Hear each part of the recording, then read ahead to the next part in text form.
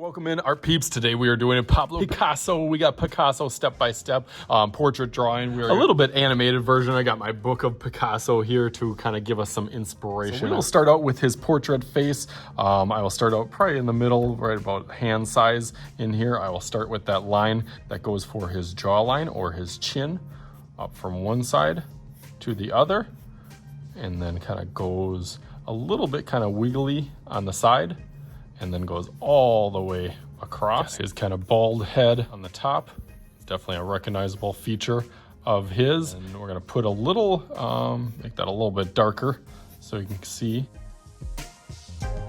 As it comes down over here, it stops. And then we'll do a little curve for his ear. That kind of connects.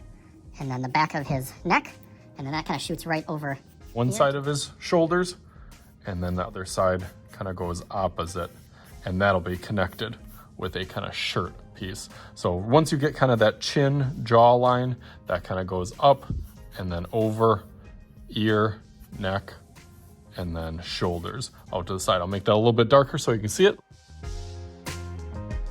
Looks really good. I'm going to check out some of his styles in this book and show you a couple pictures of him just to make him look as recognizable as you can. Face that we will add. We'll start doing some of those basic shapes for the mouth, nose, and eyes to get those on there. Sometimes really that just takes me kind of putting some marks on where the eyes, nose, and mouth will go. So I know kind of that mouth is going to go here. I know the bottom of the nose is going to go into here. I know one eye is going to be over here and one eye is going to be over here. So I already start kind of mapping out where those proportions are going to be set up. Really, I want to think of the face as a full piece, and then halfway is where the eyes, and then to keep that plus sign in kind of the back of my brain, remembering that if we do a face, it's going to be kind of split down the middle. And that's where the eyes, nose, and mouth will go on there and kind of line up in proportions. So we're already kind of thinking about that kind of setup as the face, kind of chin and everything line up inside of that. This one, he has almost like a little kind of Mona Lisa smirk on there. So just a line going across there.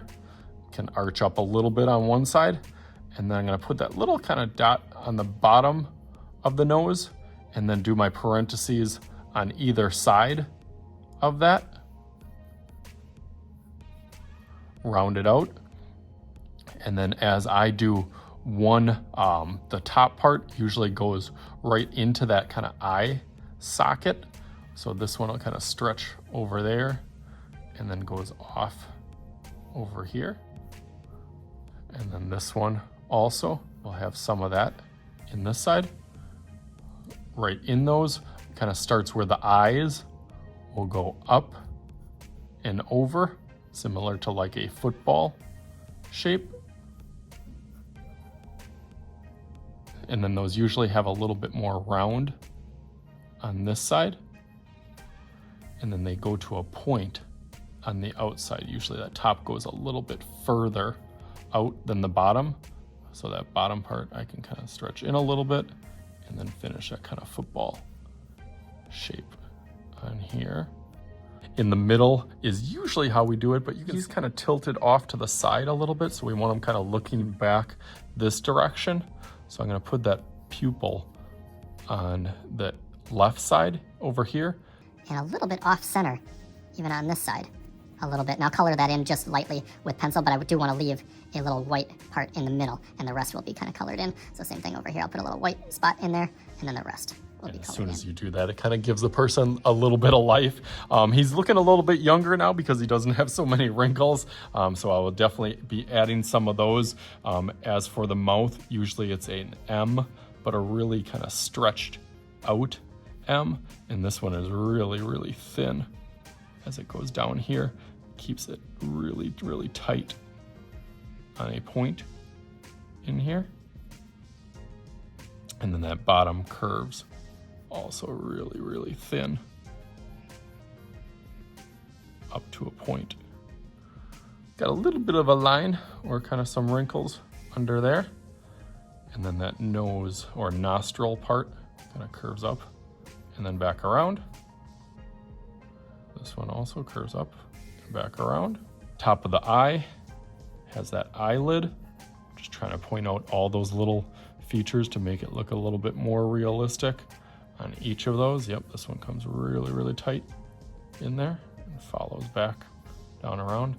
He doesn't have too much for eyebrows, but I still want to give the hint or an idea of where those would be, because it kind of follows some of his wrinkles as they kind of bunch up right on that path. I'm gonna start filling in some of those wrinkles. I'm gonna put, you know, a couple on each side, definitely a couple by the cheeks. Kind of fill in right there. And this part fills in. There's another kind of one by his nose, a couple over from the eyes, stretching around, especially, yeah, definitely by the jaw and the cheek, and then really exaggerating a bunch up by kind of brow, where it kind of goes up, down, and then back, up, in there. Definitely see it added some age to him. For the ear, I want to follow a line that goes around that outside part of it. Has a little kind of one in the middle. Right here, and then that last little bump on this side, and then they have, you know, a little bit of shading or a little bit of value in there as it kind of connects to the face. He has a little bit of hair kind of on the side, so I kind of map out where some of that kind of goes over here, just to kind of put some little lines in there. Again, it doesn't have to be super realistic or super detailed, but again, you want to get some of those recognizable features. As it comes down, I add a couple more wrinkles down by his shirt. His shirt is another trademark feature of his, where I'm gonna kind of put some of that collar on the front here, but also add some of those stripes and pattern to his shirt. His recognizable pictures or photographs of him would also have that, so I'm gonna kind of do a couple lines going this way, a couple lines going this way, and then a couple kind of going in the front, and kind of sneak a few in there to do those stripes. Okay, I'll get it ready. I'll go over this in Sharpie, go through that real quick.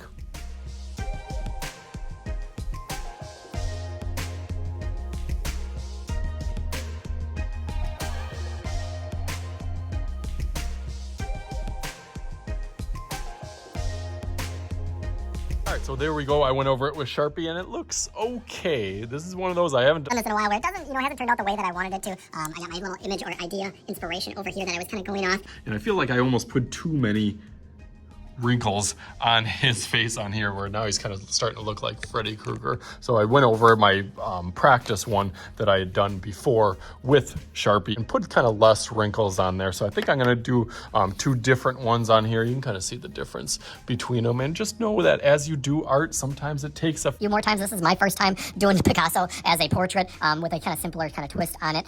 Again, now it is kind of up to you what you ever want to do. A lot of pictures that I have are black and white, but I'm gonna try to do it like a color version and a black and white one, and see which one I like better from there, and then think about what I want to do for my background better. So let's take this just like, all right, ready to see it? Bam! Even double bam. I got my other one here too. So quite a bit of differences and varieties in this picture and this picture. Style's a little bit changed. I like the black and white drawing wise, but then actually the color I thought turned out really cool in this. Definitely tried to have some different styles. He had so many different styles that we talked about, so I definitely had some fun with this and tried to make it unique and different, because that's definitely one of his standout trademark features. So as always, I am Mr. Shooty. This is Mr. Shooty's Art Channel. We'll talk to you guys later.